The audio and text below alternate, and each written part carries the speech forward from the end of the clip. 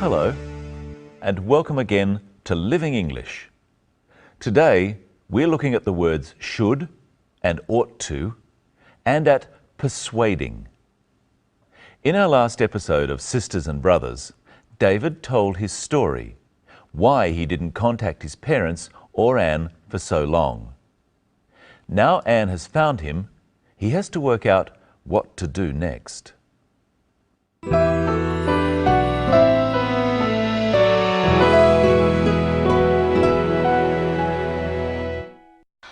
They'll be so relieved you're safe.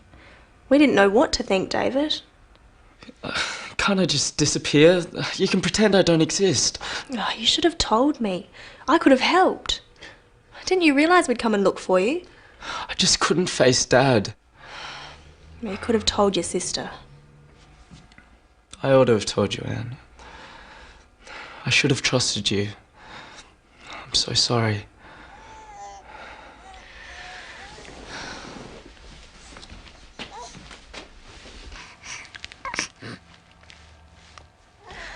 He's so beautiful, David. You can't keep him from Mum and Dad. They're your flesh and blood, David. They're Sam's grandparents. Don't you think they want to see him? Don't you think I want to meet your parents? Rose is right, David. Mum and Dad so much want to be grandparents. But not like this. Your secret's out now. Steve! It's all right, Sarah. Steve's right. I think David knows what he has to do. What do you suggest?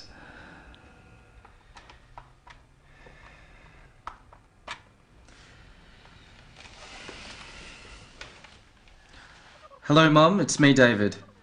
Yeah, I'm okay. I'm alright. Yep. Anne found me. Yeah, I'm working. Look, I'm so sorry that I didn't call you. Can you forgive me? Yeah. Okay, alright. I love you too. Yeah. Alright.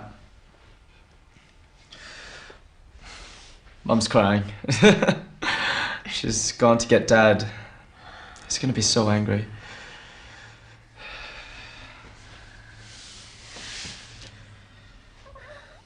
Hello, Dad? I wonder if David's father will be as angry as David thinks. We'll find out in the next episode. First, what does David think he should do? Listen. Can't I just disappear? You can pretend I don't exist. David suggests he should disappear. He says, "Can't I?" He's suggesting something. Try saying, "Can't I just disappear?" with David. Can't I just disappear? Now let's look at some useful phrases. Should have, could have, ought to have.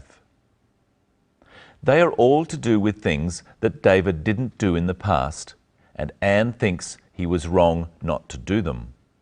What are these things? Let's listen. You should have told me. I could have helped. Didn't you realise we'd come and look for you? I just couldn't face Dad. You could have told your sister. I ought to have told you, Anne. I should have trusted you. Should have is used to talk about things it would have been better to do in the past. You can use it about other people or yourself.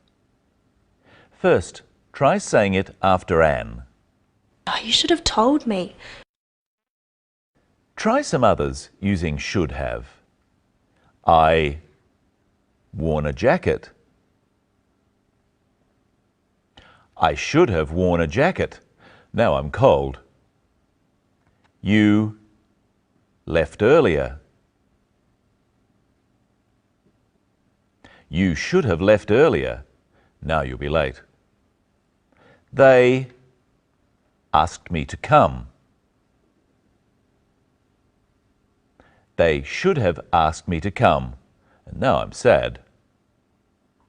And should have can be contracted to should have. The negative is shouldn't. I shouldn't have said that. I'm sorry. Anne also uses the phrase could have. Listen again. I could have helped. Didn't you realise we'd come and look for you? I just couldn't face Dad. You could have told your sister. Anne uses the phrase could have twice. I could have helped and you could have told your sister. Could is the past tense of can. By saying I could have helped, Anne is saying that she would have been able to help David in the past if he had let her. By saying this, she is also saying it would have been better for her to help. She also says, you could have told your sister. Anne is telling David off. She is angry with him because she is his sister and he kept a secret from her. Try saying, you could have told your sister with Anne. You could have told your sister. The final way of talking about things not done in the past is ought to. Listen to David use this phrase. I ought to have told you, Anne. I should have trusted you. I'm so sorry. David says, I ought to have told you. Ought to has a very similar meaning to should have. If you ought to do something, it is the right thing to do. You ought to give that money back. You stole it. David ought to have told his sister, because she is his sister and he should have trusted her. Try saying ought to in these phrases. You tell the truth. You ought to tell the truth. She win. She ought to win because she's the best. But notice that we say, I ought to have, not just I ought have. The negative is ought not or oughtn't. Excuse me, Yes? don't you think you should introduce me? You're right. I ought to have introduced you before. I should have told the viewers who you are. Now, this is Michelle Crowden. Hello, Michelle. Hello, Brenton. And hello, viewers. What else are we looking at today? We're looking at persuading. What is persuading? To persuade someone is to convince them about something, to get them to agree with you. In the story, Rose and Anne agree with each other that David should go and see his parents and take his son Sam with him. But David isn't so sure. Let's look at how Anne and Rose persuade David to change his mind. How many reasons can you hear why David should go? He's so beautiful, David. You can't keep him from Mum and Dad. They're flesh and blood, David. They're Sam's grandparents. Don't you think they want to see him? Don't you think I want to meet your parents? Rose is right, David. Mum and Dad so much want to be grandparents. But not like this. Your secret's out now. What was Anne's reason why David should go home? She thought her parents would want to see their grandson. Let's look at what she says. He's so beautiful, David. You can't keep him from Mum and Dad. She says, you can't keep him from Mum and Dad. You can't or cannot stop Mum and Dad from seeing him. Is she right?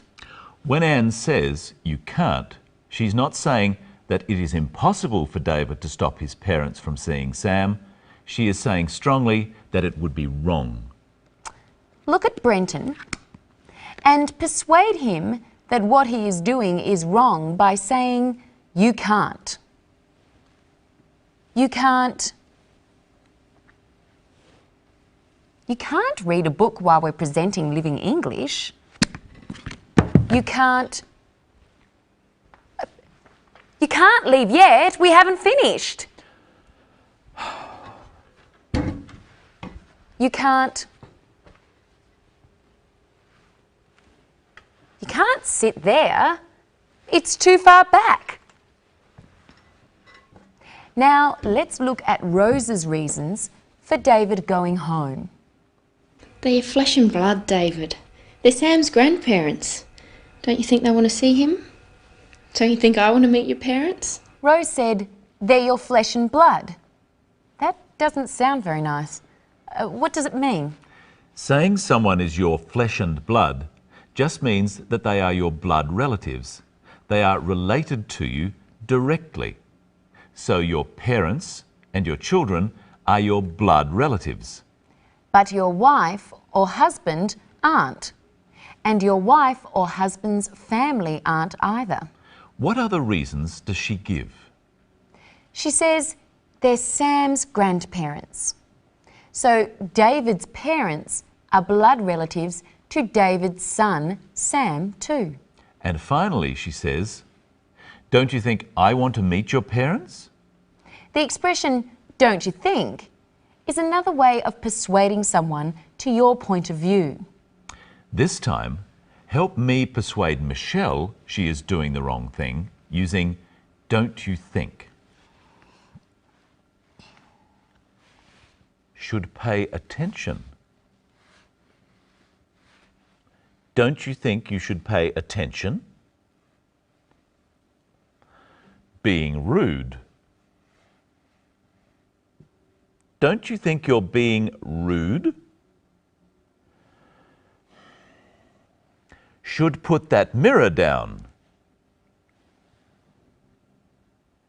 Don't you think you should put that mirror down? Oh, all right then. Let's look at the most persuasive argument of all. Persuasive is the adjective from the verb persuade. Your secret's out now. Steve! Steve says, "Your secret's out now." A secret is something you don't want someone else to know.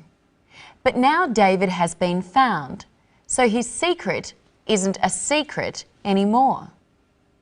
Finally today, let's look at two uses of a small word, so. Listen and see if you can hear them. Look, I'm so sorry that I didn't call you. Can you forgive me? He's gonna be so angry. So, used like this, is just another way of saying very. It's a bit stronger than very. I'm so sorry. I'm very sorry. By saying he's so sorry, David is telling his mother he is really, really sorry. And he says, Dad is going to be so angry. He thinks his father is going to be really, really angry. And I'm so sorry to say we have to go.